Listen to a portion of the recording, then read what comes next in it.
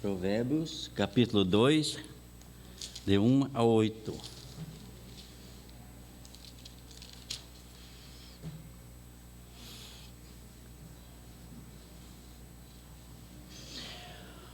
Vamos fazer a leitura e cada um contribui lendo. A excelência da sabedoria. Filho meu, se aceitares as minhas palavras, esconderes contigo os meus mandamentos. Vamos lá? Para fazeres apenas a sabedoria do teu ouvido, e para inclinares o coração ao entendimento, e se clamares por entendimento, por inteligência, alçares a tua voz, e procurar sabedoria como se procura a prata, e buscá-la como que busca um tesouro escondido. Então entenderás o temor do Senhor e acharás o conhecimento de Deus. Porque o Senhor dá sabedoria e da sua boca vem o conhecimento e o entendimento. Ele reserva a verdadeira sabedoria para os retos, escudo é para os que caminham na sinceridade. Para que guarde a beleza do juízo e conserve o caminho dos seus santos. Amém. Provérbios é o livro primário da sabedoria.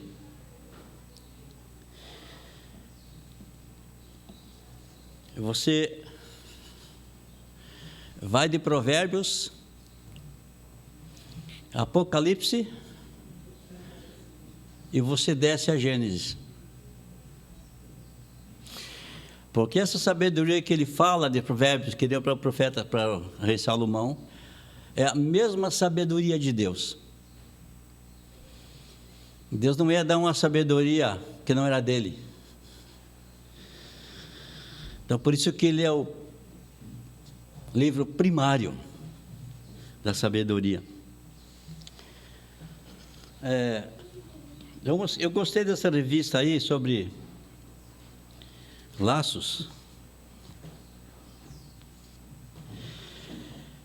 Ele fala assim: como um pai, o autor de Provérbios repetidas vezes usa sinais de letras como filho meu. Unge, guarda, atende, aceita, não esqueça dos seus ensinamentos. As minhas palavras, os meus mandamentos, o meu ensino e a minha instrução. Tem mais alguma coisa para acrescentar?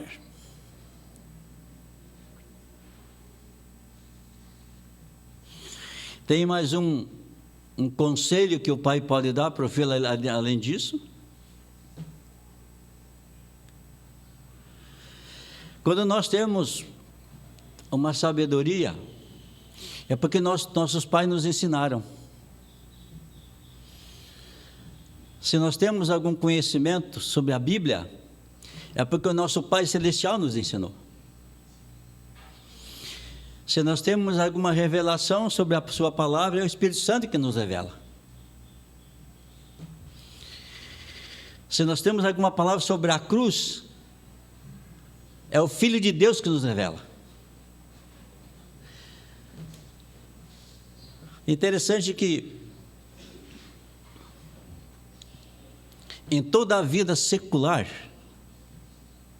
a Bíblia está. E a começar por ela.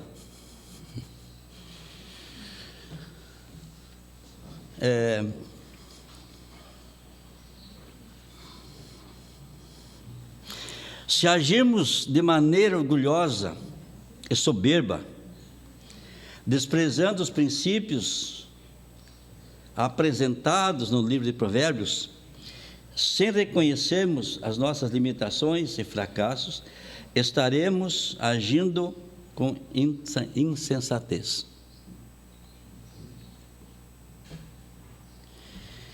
Se seguirmos de maneira orgulhosa e soberba, desprezando os princípios apresentados no Provérbios, sem reconhecermos nossas limitações e fracassos, estaremos agindo com insensatez.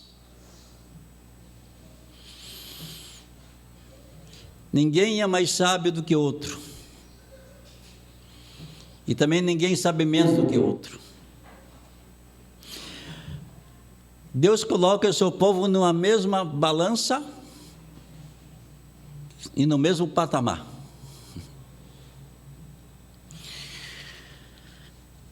Não é pela altura, nem pelo peso, mas é pela igualdade. E quando ele fala isso, ele fala para todos.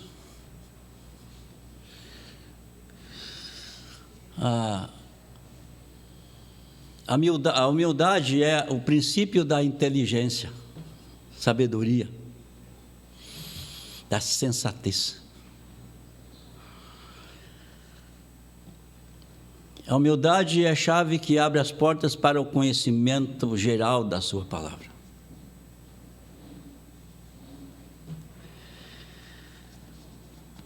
E a sensibilidade é uma força que nos faz nosso cérebro trabalhar e nosso coração sentir o valor do tamanho que tem a sua palavra.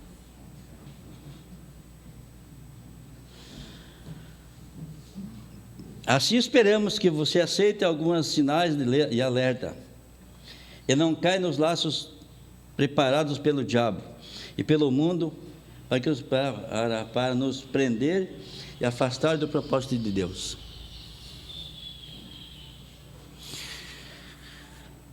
A Bíblia não é um livro de debate, nem de discussão. A Bíblia é um livro de revelação. E essa revelação que nos leva ao ensinamento e o aprendizado da sua palavra. É nesse espírito que Deus age.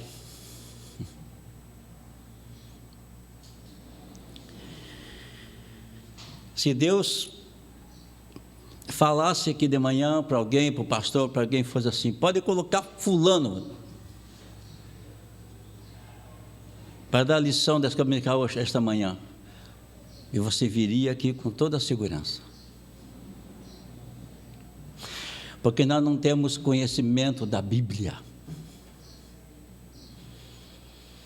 nós não conhecemos a palavra de Deus.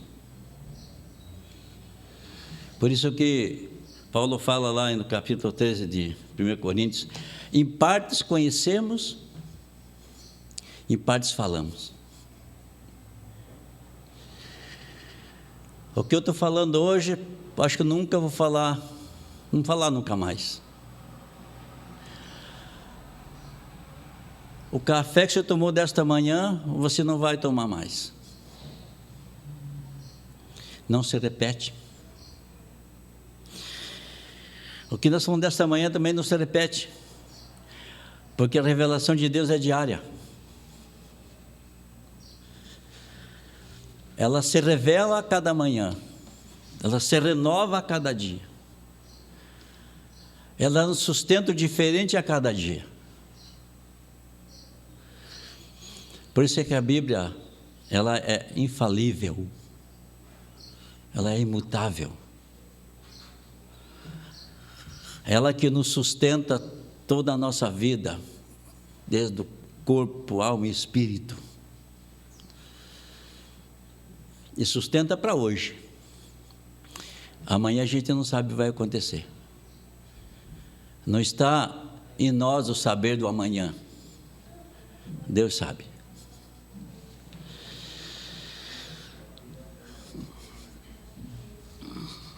Alguém, vamos lá, Provérbios capítulo 7, aliás, Provérbios 1:32. Você não pode colocar para nós lá? Isso. É Provérbios 1, verso 32. Pois a inconstância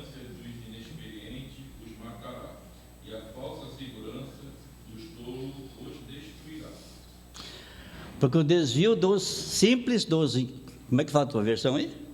A minha, pois a inconstância dos inexperientes. Os matará.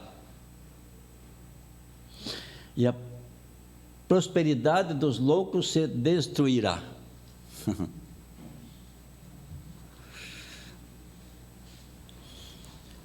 A prosperidade do louco destruirá. Por que está falando isso?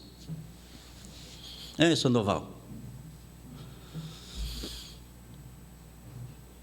Eudo, por que está falando isso? Porque, aos olhos de Deus, a prosperidade nesse sentido, sem eles, sem os propósitos Eles é loucura. Exatamente. O homem natural, ele não tem o conhecimento de Deus. Então ele age por si mesmo, com a sabedoria do mundo, sabedoria que ele adquire desse mundo. A mesma coisa, prosperidade. Deus não deu dinheiro, é uma uso dele, né? A prosperidade desenfreada, talvez mal adquirida, nesse sentido, né? Mal usada. Prosperidade vem para pensar em possuir coisas, e eu acho que é a mesma coisa que faz em relação ao dinheiro. É o apego ao dinheiro. Deus não vai maldizer ninguém porque tem bastante dinheiro. Isso é não saber usar o dinheiro. Acho que é nesse sentido em relação à prosperidade também. Perfeitamente. E uma coisa desorganizada. Porque qual é a nossa prosperidade?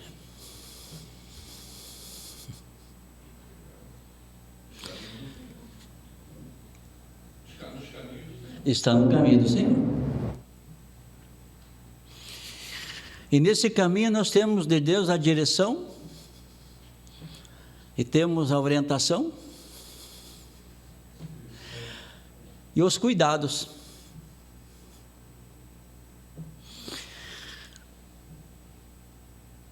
Os incautas não têm Deus como administração de seus bens, mas nós temos.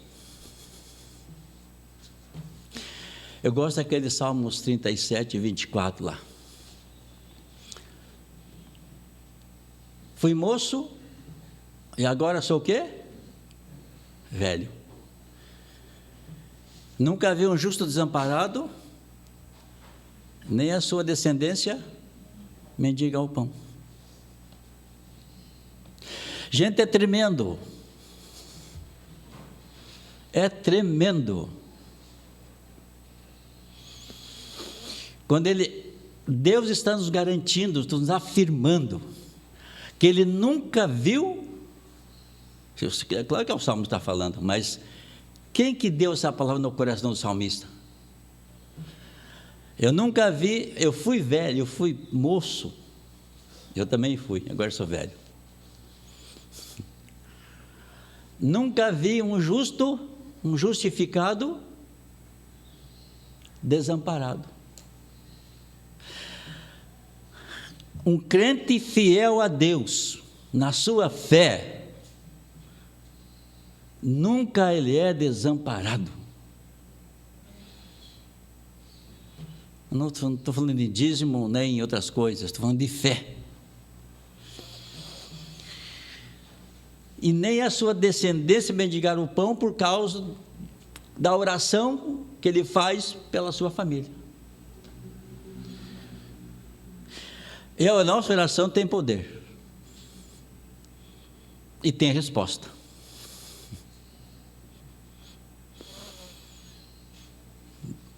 Deus já deixou de ouvir a tua oração algum dia? Nunca. Nunca.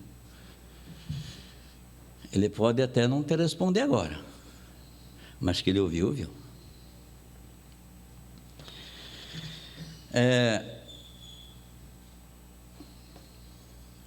Provérbios 7, 22 e 23, por favor, lá.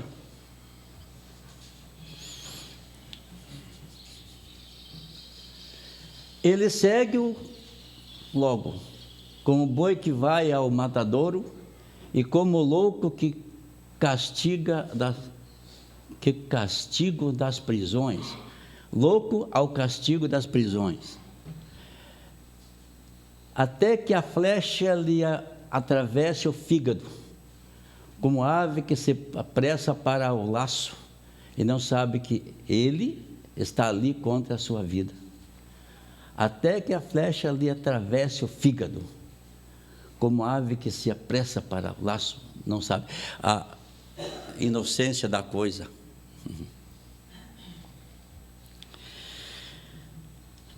Laço do amor e prazeres.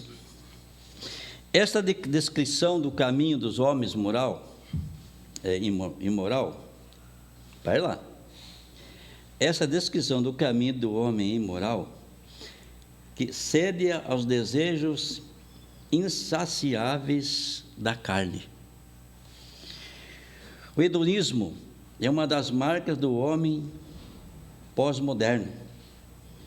Seu prazer individual imediato é o único bem princípio, fim do moral.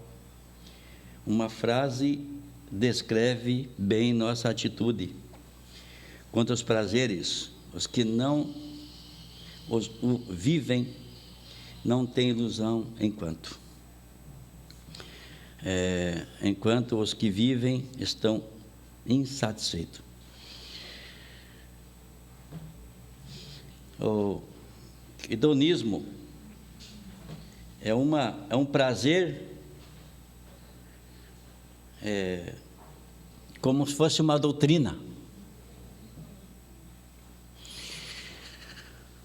Os prazeres do mundo para ele é uma doutrina. E interessante que eles pensam assim, olha, a liberdade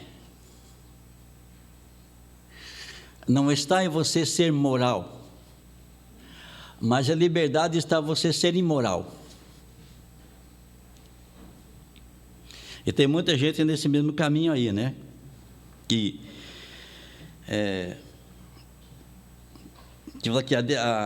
essa é a descrição do caminho do homem imoral.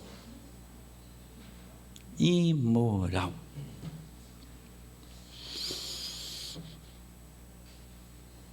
Que cede aos desejos insaciáveis da carne. Isso em tudo. Isso em tudo.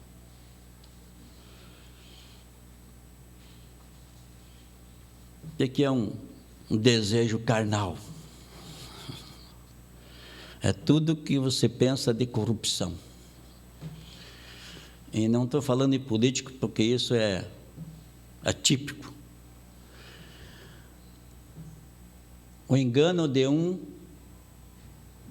tem pessoa que gosta de enganar.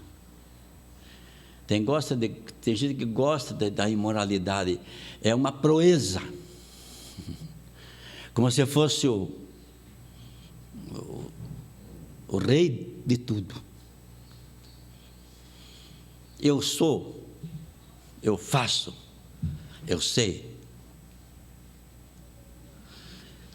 Aí vem o poder de Deus dar uma rasteira no camarada. Ele se estrebucha. Porque a vida sem Deus não vale nada. A nossa moralidade não está na nossa capacidade, nem no nosso entendimento.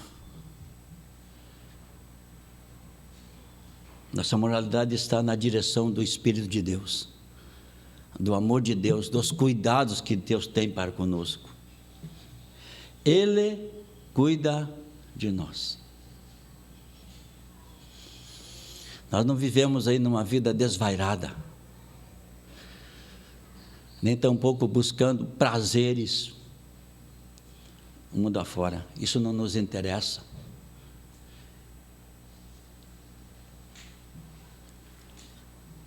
Nós somos a cópia do milagre de Deus. Nós somos um xerox do amor, da misericórdia de Deus.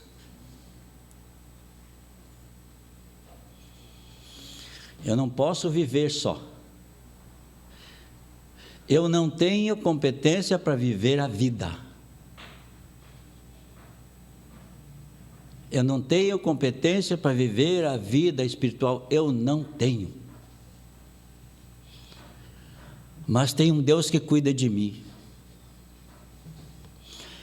Os anjos do Senhor estão acampados ao redor daquele que os teme e os livra. O anjo do Senhor está acampado ao redor daqueles que o temem a Deus. Para um pouquinho aqui, eu falo, o que é temor de Deus? Nós aprendemos esse dia aqui, né? Parece o pastor. Hã?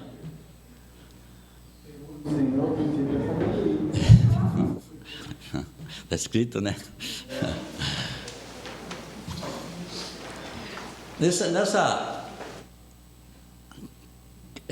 Nessa definição secularizada, temor de Deus é respeitá-lo.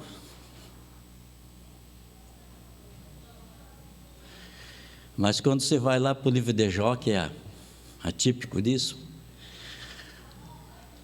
e lá no profundo lado da Bíblia, temor de Deus é você enxergar o tamanho de Deus e o tamanho do seu poder e se envergonhar. Isso é temor de Deus. Isso aconteceu com Jó. Pensava que era uma coisa e não era nada. Mas quando lá no 42 que ele chega lá, Deus começa a fazer umas perguntas para ele. Ele fala, eu só ouvia falar em ti. Agora meus olhos te contemplam. Aí ele se estrebuchou no chão. Caiu por terra. Aí ele viu o poder de Deus. Aí ele viu quem era Deus. Aí ele foi ver a sua idiosincrasia. Quem era ele? Com a estupidez. Seu caráter. Por isso que Deus cuida de nós. Deus cuida de nós. E eu preciso dizer que a gente não sabe nada da Bíblia. Já estava conversando com o irmão Antônio na quarta-feira ali, né? Falei, quanto mais a gente estuda a Bíblia, mais a gente aprende que não sabe nada. A gente pensa que sabe tudo.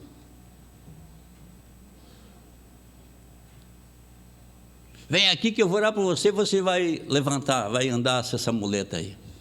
Falei, gente, que coisa absurda. Deus pode fazer? Pode fazer quando é da vontade dele, não quando é da minha vontade. A oração de Jesus é fantástica. Faça segundo a tua vontade. Jesus falando isso, faça segundo a tua vontade. Jesus falando isso, imagina nós. Eu te ordeno.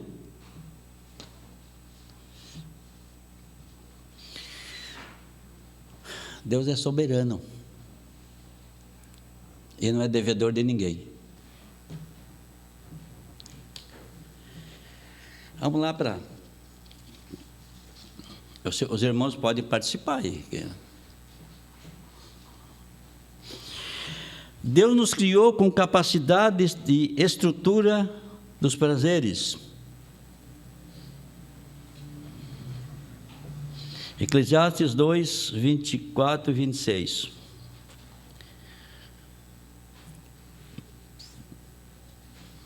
Vamos lá?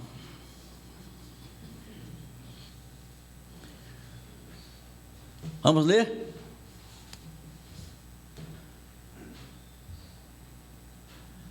Não é, pois, bom para o homem que coma e beba e que faça gozar a sua alma do bem do seu trabalho?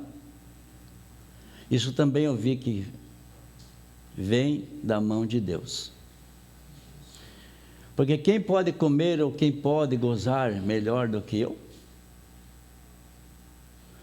Porque o homem que é bom diante dele, dá a Deus sabedoria e conhecimento e alegria, mas os pecadores dá trabalho, para que ele ajunte e amontoe e odeie o bom perante a sua face. Também isto é vaidade e aflição de espírito. Olha, por que o homem que é bom diante dele? Deus dá a Deus sabedoria e conhecimento e alegria, mas ao pecador dá trabalho. O que Deus dá para nós? Sabedoria, conhecimento, alegria. Contudo, Salomão descobriu que se esse desejo naturais forem desfrutados descontroladamente, eles se tornam ocos, vazios, ilusórios. Vejamos lá em Eclesiastes 2, 1 a 11, mas depois a gente lê. Como ele mesmo descreve a experiência quanto ao desfrute dos prazeres. Contudo, Salomão descobriu que se esse desejo naturais forem desfrutados descontroladamente, eles se tornam ocos, vazio.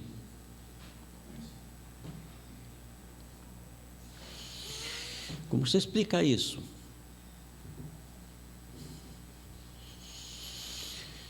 Você gasta um dinheiro naquilo que não dá prazer, você não se edifica, você não se sustenta, você não cresce, é jogar um dinheiro no vazio. É perda de tempo, perda de prazer, perda do dinheiro e perda de tudo que era para ser bom. Por que gastar dinheiro, Isaías fala isso, né? Por que gastar dinheiro naquilo que não é bom para os prazeres da vida? Por que gastar dinheiro naquilo que não é bom para a tua saúde, para a tua vida, para a tua família? Gasta naquilo que traz resultado bom, positivo. Esse descontroladamente é uma coisa que é louca, desvairada, sem orientação de Deus.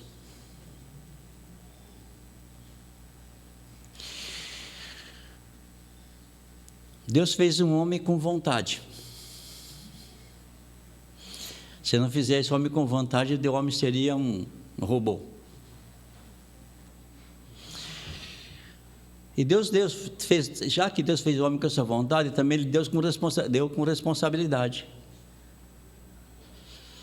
Você tem vontade?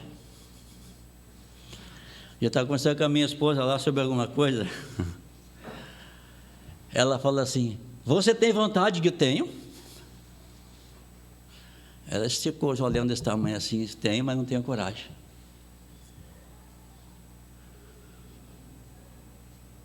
Você tem coragem de fazer mal para alguém? Tem. Por que não faz? Porque não tem coragem. Se eu não tivesse vontade, Eu sei um poste.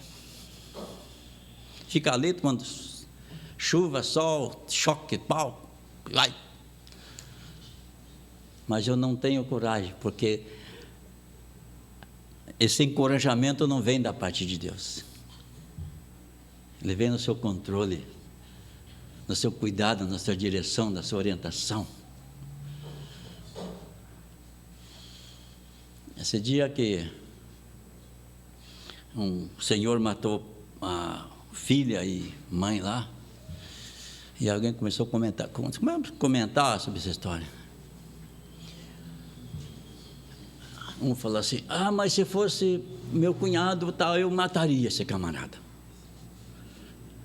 E você, Adil? Eu também. Você também? Digo, à vontade, eu tenho. Só não faço isso. Eu não tenho coragem. Uma coisa tão ruim que a gente pensa, puxa vida, né? Deve ter preso mesmo. Mas jamais você vai fazer isso, jamais, nunca vai fazer isso.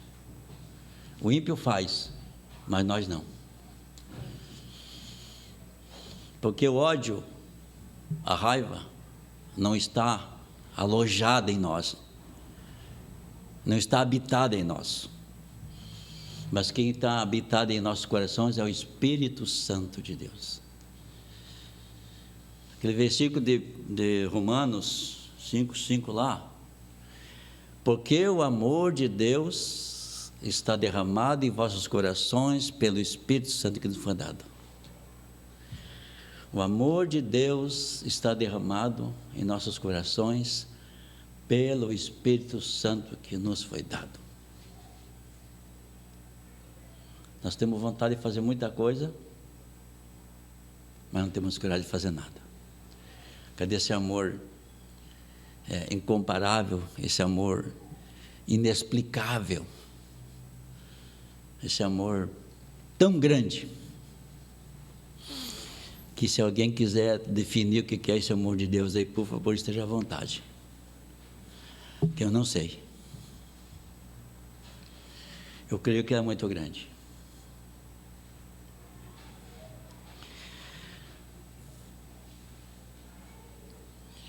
Então Deus nos criou com capacidade de desfrutar os prazeres, Deus com capacidade e com vontade de desfrutar dos prazeres.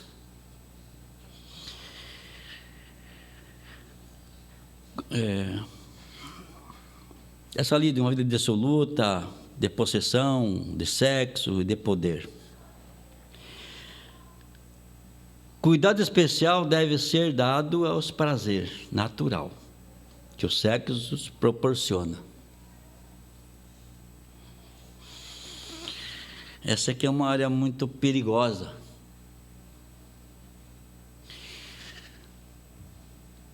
Porque cada um é cada um.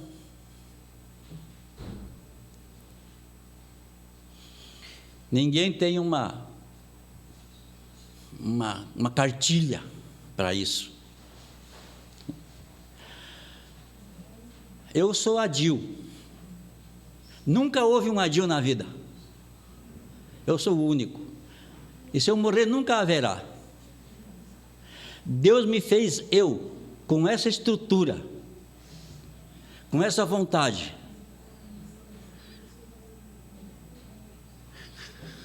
Ele fez o Laor também, do mesmo jeito, mas ele é o Laor, eu não é Adil, também não sou ele. Eu não sou pastor Torquato, não. Ele é ele. Eu não sou Joel. O pastor não é eu. Ele é ele. Mas como é que fulano é assim? Deixa ele que seja. Eu sou eu. A minha vontade não é a tua vontade. Ninguém tem a minha vontade. Ninguém tem meu DNA. Mas as tuas filhas também não têm.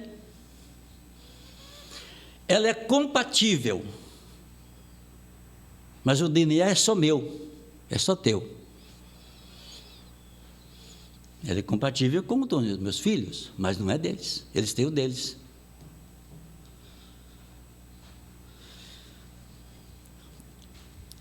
Sobre sexo e proporciona alguma coisa, é prazeroso, é bom.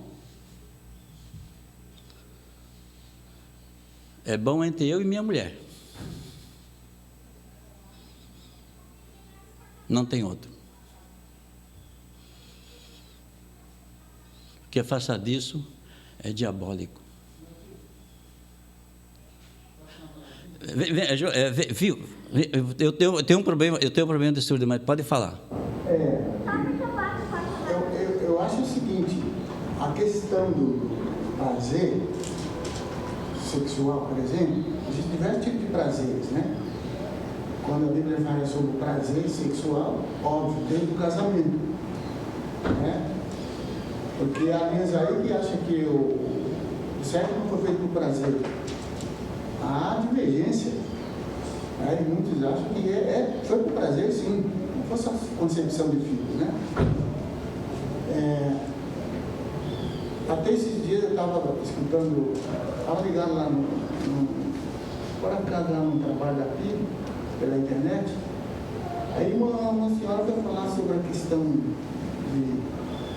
de sexo, reprodução, ela estava falando sobre a célula, eu fiquei curioso, fiquei pensando, que ela vai falar sobre a questão crescer e multiplicar nos dias de hoje, né? No pleno século XXI. Só que quando ela falou sobre multiplicação, ela falou sobre multiplicação de filhos de Deus. Então ela se saiu muito bem, né? Porque é um assunto assim bastante complexo. Ela falar crescer e multiplicar naquela época e aplicar para o dia de hoje, né?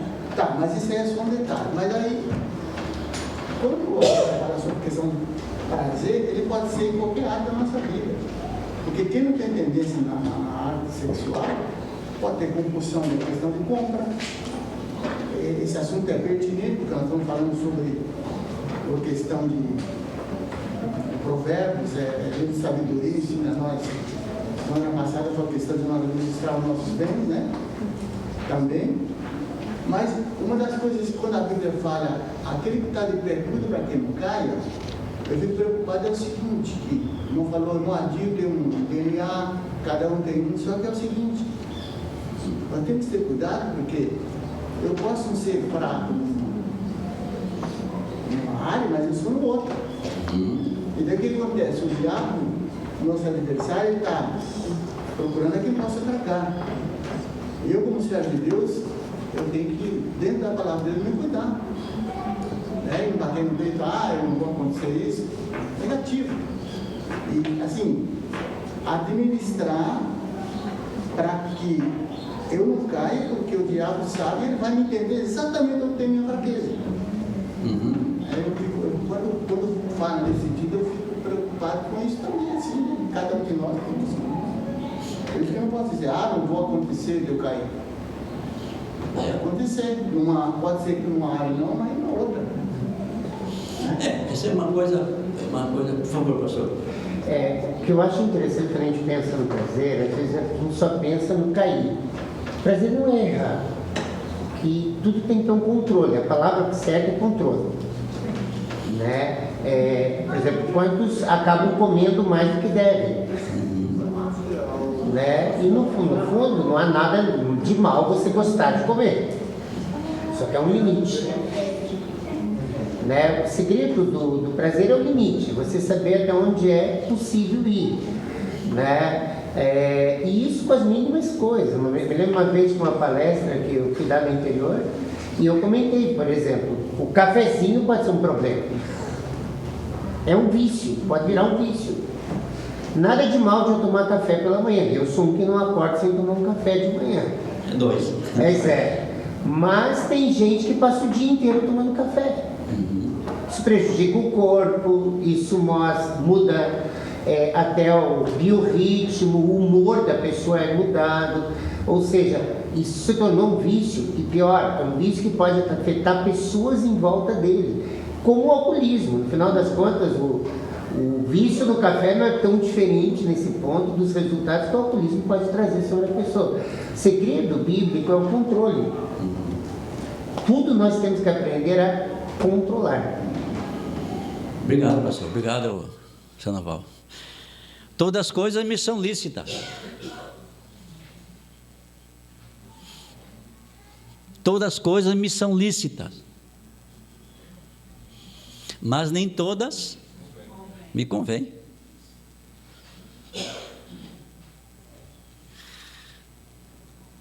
Controle. Nós temos que ter controle. A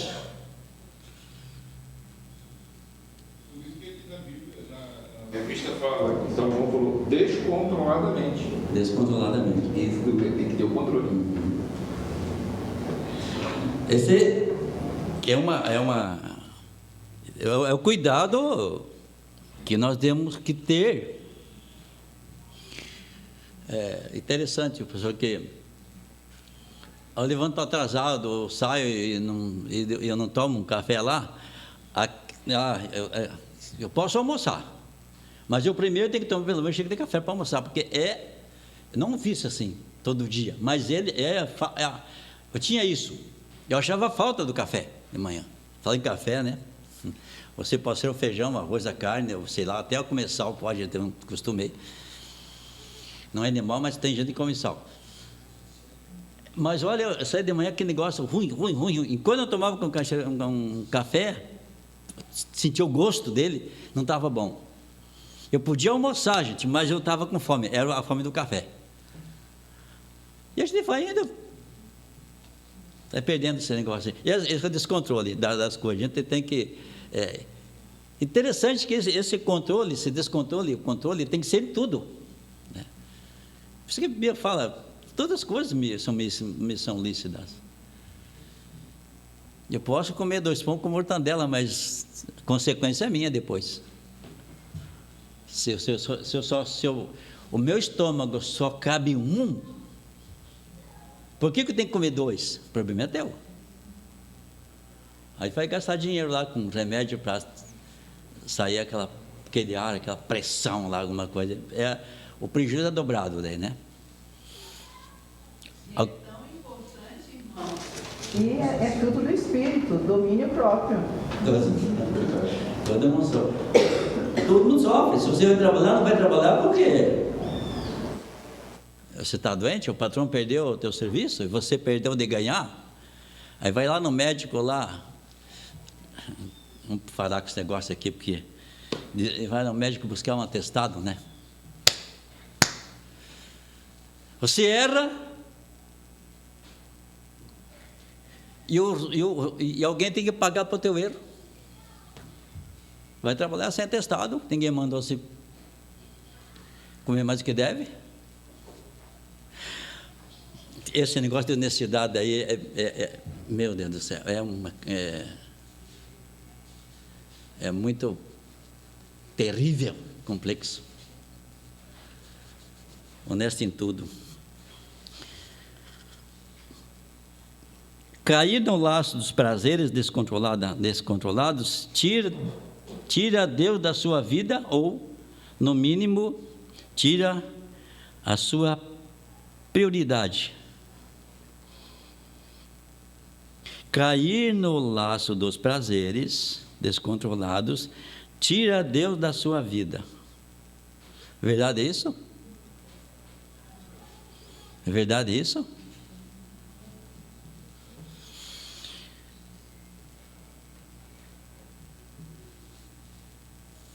Joel, se você cair no laço dos prazeres descontrolados, Deus tira Deus da tua vida? Existe perdão para todas as coisas, né? Arrependimento. Eu inverteria essa frase. Eu acho que tira a minha vida do plano de Deus. Deus continua no mesmo lugar. Quem saiu fui eu. Você que pecou. É verdade. O absoluto cuida do relativo. Não é o relativo que cuida do absoluto. O soberano cuida do relativo. Cada um de nós tem que ter um cuidado, né? Porque o laço existe. Para que você caia, né? Uma frase que dá para você atropelar dele. Vamos mudar a frase aqui, fica melhor, né? Esse Deus, o Deus dessa Bíblia, o Deus da minha Bíblia, não é homem que minta, nem filho de homem para que se arrependa.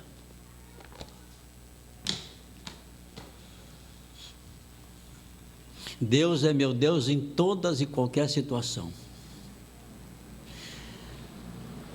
Se Deus saísse da minha vida, não haveria possibilidade de perdão.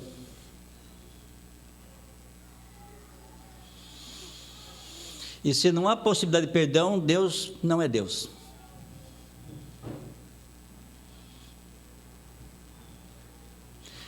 Esse julgamento precoce, sem estrutura bíblica. Por isso que examine tudo, retém o que é bom. Nossa, já estamos quase lá. Os laços da irracionalidade. Vamos ver lá esse provérbio lá, meu irmão? 4:26. Joel tem mais meia hora para mim aqui, viu, Joel?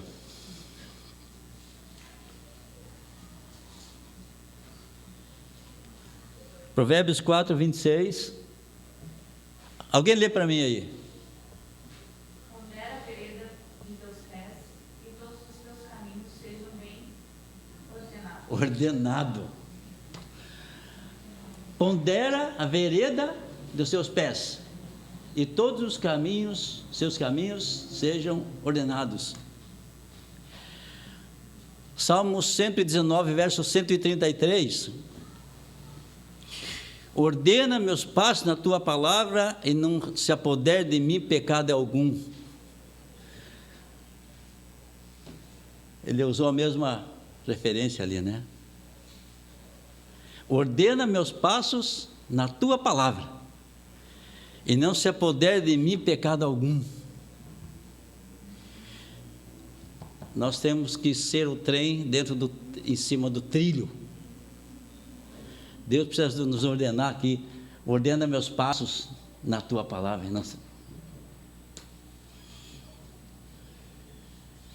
Esse é o cuidado que nós temos. Deus, por favor, cuida de mim. Se Deus não cuidar de mim, a coisa não fica boa.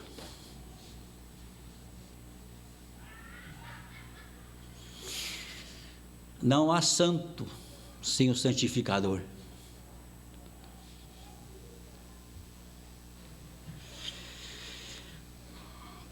Mais lá acho que é 20 e 25, por favor, lá, Provérbios. Pode ler para nós, veja aí, Agunha. Laço é para o homem dizer precipitadamente, é santo, e feito os votos, então Inquirir. Laço é para o homem dizer precipitadamente, é santo. E feito os votos, estão inquirir. O que é inquirir? O que é inquirir?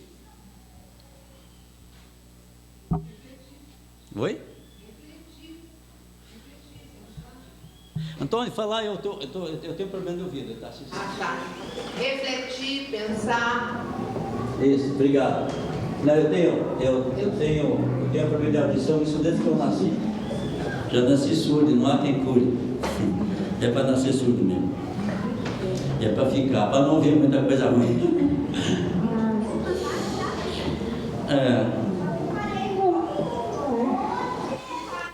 Eu não vou atrasar porque estamos em cima da hora lá, só isso aqui, ó. Provérbios 21:16 lá. O laço da fraude e da desonestidade associada à ganância. Provérbios 21:16, por favor, lá. O homem que anda desviado do caminho do entendimento na congregação dos mortos repousará. Faltou vírgula aqui, não faltou? O homem que anda desviado do caminho do entendimento na congregação dos mortos repousará. A ganância é diabólica. A ganância, o homem ganancioso, ele quer tirar vantagem em tudo, nem que seja para passar por cima da mãe dele. Ele passa por cima de qualquer um. Mas ele faz isso, porque ele quer ter aquilo. É diabólico. Como Timóteo fala, Paulo fala em Timóteo lá, se você ter comida, aqui vai uma redundância aqui, mas está escrito lá, né? Comida para comer, não comida para jogar fora, né? Comida para comer e roupa para vestir, estaremos com isso contentes, satisfeitos. Então a ganância não está na nossa índole, nem no nosso ser. Porque quando eu estava morto no pecado, eu era assim. Depois que eu morri, ressuscitei, uma nova criatura, as coisas velhas se passaram, tudo se fez novo. Quem está em Cristo é nova criatura. Quem não está em Cristo é velha criatura. E as coisas velhas continuam com Ele. Mas quem está em Cristo é nova criatura, as coisas velhas não existem mais. Já morreu comigo na cruz, eu criei com Cristo. E tudo se fez novo. Agora eu não sou mais ganancioso, mas eu posso ajudar as pessoas com prazer, na maneira que eu posso fazer. É a coisa mais prazerosa da nossa vida, é você poder ajudar os outros. E você adquire as coisas com honestidade. Eu quero uma casa. Eu vou jogar na Mega Sena. O bobão vai lá, joga na Mega Sena e fica mais pobre ainda. Isso é ganância. Isso é ganância. Todo mês eu chego lá no dono da minha casa e pago aluguel para ele. Com o maior prazer. O dinheiro nem chega em casa, vai do trabalho e vai para a casa dele lá. Eu chego lá, está aqui seu dinheiro com todo prazer, porque Deus me fez eu pagar esse aluguel. Assim como Deus faz você pagar o teu IPTU, Ele faz eu pagar o aluguel. E eu faço com prazer, porque é Deus que está me dando isso. Você levanta pela manhã, você tem seu café lá. Você tem sua cama, seu travesseiro, sua coberta, sua casa, seu trabalho. Tudo isso é adquirido por Deus, Ele que nos dá. Ele que nos dá. Tudo que você tem não é teu. É Deus que deu para você, emprestado ainda. Se desse para você, Ele, para a eternidade, você levava para lá, né? O laço da fraude. Não vai dar para terminar isso aqui, mas essa fraude é uma coisa tão feia,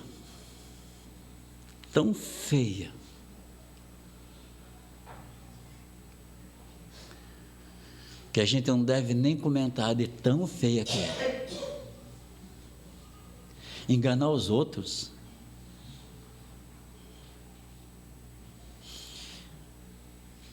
Eu comprei um carro de alguém denominado cristão. Me deu um trabalho.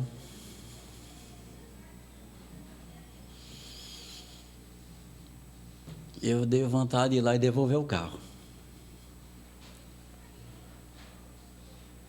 Não vou fazer, não. Não, ele não me chamou lá.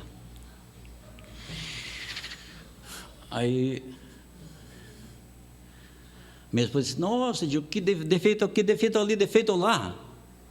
Eu falei, aqui, lá na minha casa tem um riozinho que passa lá. Eu falei, acho que eu vou jogar esse cara na valeta lá, vou tocar fogo e pronto. Daí eu dou um jeito de pegar outro. Mas não vou devolver, não.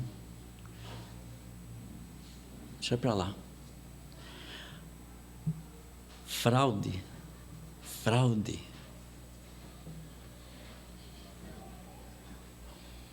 O homem pensa que é aquilo que não é.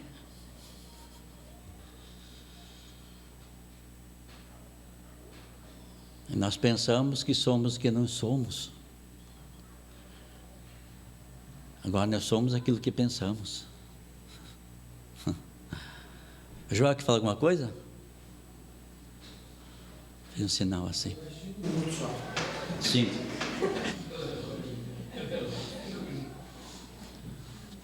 Se eu for gago, os 5 minutos já foi.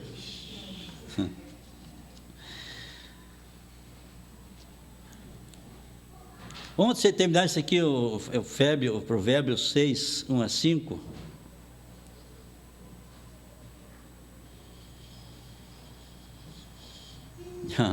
Isso aqui tremendo aqui.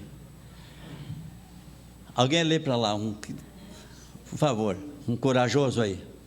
Leia aí.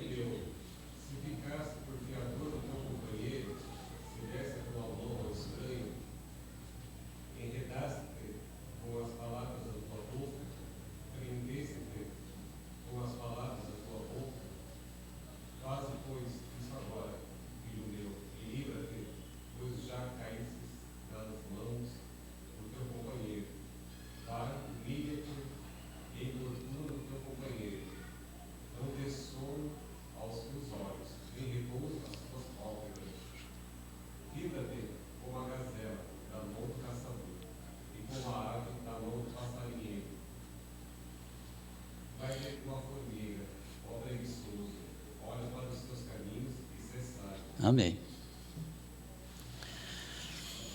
Você já foi fiador de alguém?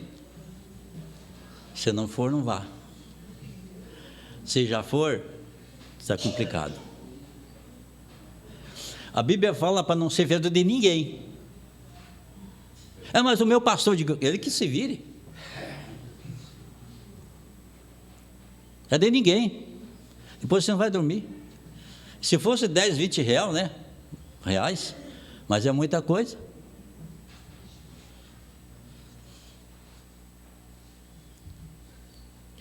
Isso é uma coisa que tira o sono, tira a saúde e até tira o nosso dinheiro.